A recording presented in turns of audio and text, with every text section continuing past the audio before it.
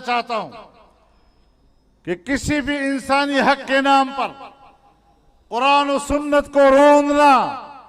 ہمارے اپنے ملک کی تہذیب کو پامال کرنا، اس کی بھی اجازت نہیں دی جائے گی۔ اور اگر کوئی سمجھتا ہے کہ ہم مختلف عنوانات کے ساتھ سڑکوں پر آ کر بے حیائی اور فحاشی کی بنیاد پر اس تہذیب کو روندیں گے، اسلامی تہذیب کو روندیں گے، قومی تہذیب کو روندیں گے، تو انشاءاللہ پھر سڑک پر آپ کے سامنے